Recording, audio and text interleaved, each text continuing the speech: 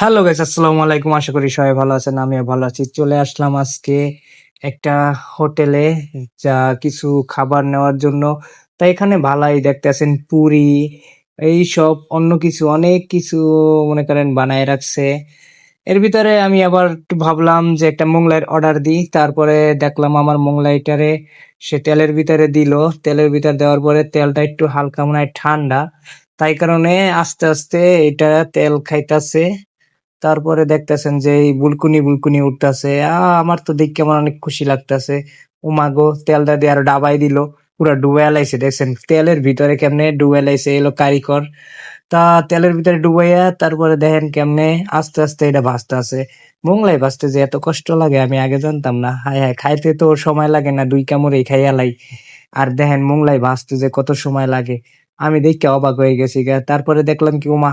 তেলটারে দিয়ে আস্তে, আস্তে এরে গোসল করাইতেছে। আমি কই, "কিরে ভাই গোসল করাইতেছো কি লেগে তেল দিয়ে?"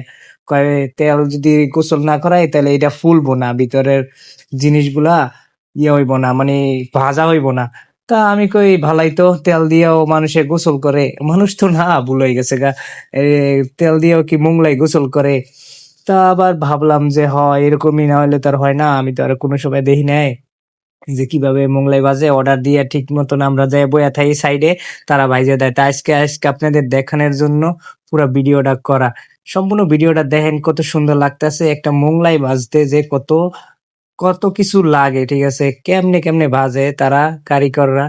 এই যে কি সুন্দর কইরা চুবাই দিতাছে তেল। হায়! বুঝা যায় না একদম মগ দিয়া পানি দিতেছে এই শরীলে। তাই এরকম তারপর আস্তে, আস্তে ফুইলা গেলগা। তারপরে উল্টাইয়া দিল। উল্টাইয়া দিয়ে আবার ওইটা দিয়ে তেল দিছে। এখন দিতাছে ঝুড়ি দিয়ে দেখছেন? বেশি করে দিতেছে যেন তাড়াতাড়ি ফুলে। আমি তো দেখে অবাক হয়ে গেছি। কই, "ভাই কি করতেছো?" তা হয়ে গেছে ফাইনালি। দেখেন আমার মোগলাইটা কত সুন্দর লাল কালার হইছে। তা এখন উঠাইয়া লাইবো। তা ভিডিওটা ভালো লাগলে অবশ্যই একটা লাইক দিবেন। অবশ্যই এটা শেয়ার করে অন্যকে দেখার সুযোগ করে দিবেন। ভালো থাকবেন সবাই।